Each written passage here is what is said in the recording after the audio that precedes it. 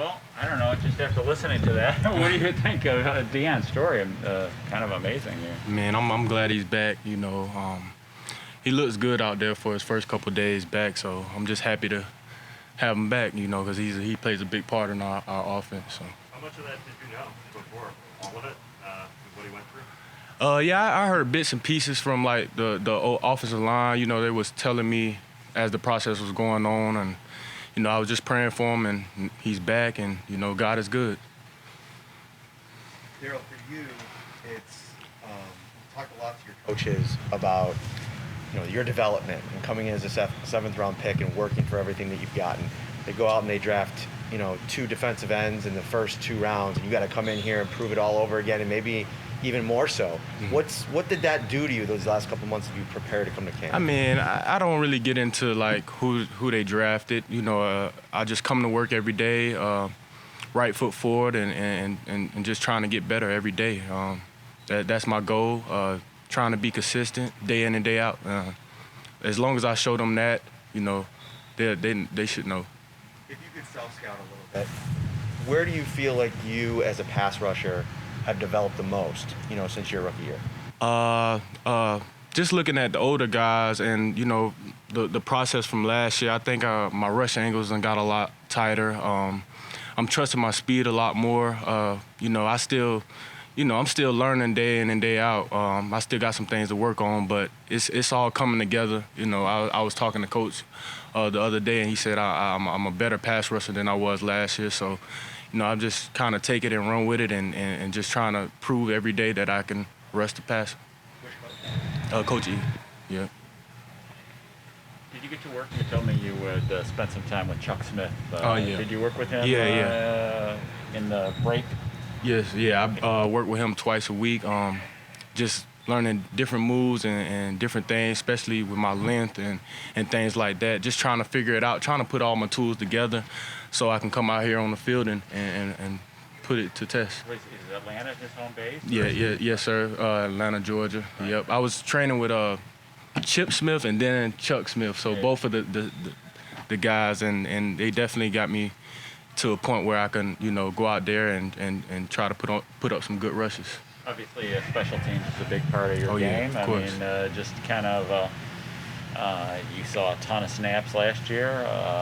What do you want to try to show them here in this camp and preseason on special teams? Just continuing to show them that I can, be a leader and, that, just try to help the younger guys come in and do their thing, but just trying to continue to stay consistent, really.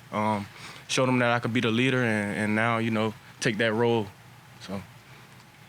Darryl, with the length that you have on this defensive line, we talked to Jerry earlier this week, and he was saying, someone like Greg or you, I can't necessarily give them all of these tips and tricks because that's not my body size. Yeah. So how have you and Greg and F.A. maybe helped each other with you all having similar body types and the length that you guys all have together? We definitely all talk because we know, like you said, we're almost the same height or whatever the case may be. So we definitely kind of pick tools from each other. Like, Greg is a real long guy, so I kind of try to look at him and the things that he do well, and he takes some things that I do well from me, and same with F.A., a stronger dude. So I just kind of try to take something from everybody and just kind of add it into my little game in the way that I know how. So.